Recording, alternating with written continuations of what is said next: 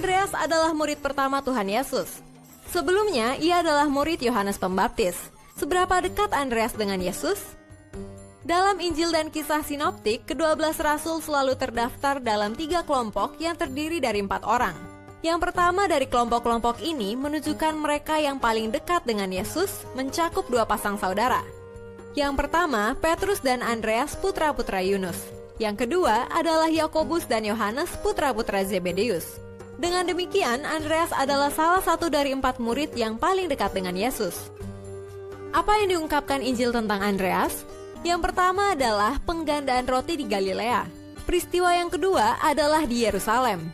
Ketika 4 sekawan, yaitu Andreas bersama dengan Petrus, Yakobus, dan Yohanes bertanya kepada Yesus tentang kokohnya tembok bait suci Yerusalem yang tak mungkin dapat diruntuhkan dan akhir dari kesudahan zaman.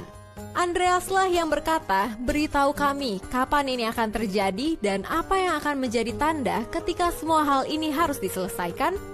Ketiga, Andreas dengan nama Yunaninya berfungsi sebagai jembatan antara pengikut Yesus dari orang Yahudi dan bukan Yahudi, yaitu Yunani. Andreas dikenal sebagai penginjil mula-mula. Tidak heran jika ia disebut sebagai penginjil nasional dan internasional yang pertama. Seperti apa akhir hidup Andreas dan bagaimana kisah kematiannya? Menurut tradisi, Andreas menghabiskan tahun-tahun terakhir hidupnya di Skythia, bagian utara Laut Hitam. Tetapi sebuah buku kecil yang berjudul Acts of Andrew, kemungkinan ditulis tahun 260 Masehi, menceritakan bahwa ia memberitakan Injil terutama di daerah Makedonia dan mati martir di Patras, Yunani. Pada abad ke-15, menurut sejarawan agama Dorman Newman, Andreas pergi ke Patras di Yunani bagian barat pada 69 sebelum Masehi, di mana gubernur Roma, Aegetes, berdebat tentang kekristenan dengan Andreas. Aegetes mencoba meyakinkan Andreas untuk meninggalkan kekristenan atau pengikut Yesus, sehingga ia tidak perlu menyiksa dan mengeksekusi dia.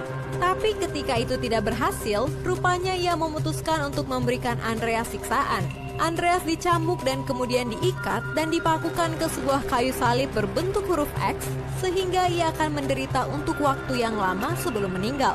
Andreas tetap terikat di tiang gantung selama 2 hari, di mana selama 2 hari itu dia terus berkhotbah kepada orang yang lewat walau dia dalam posisi tergantung di sebuah salib X.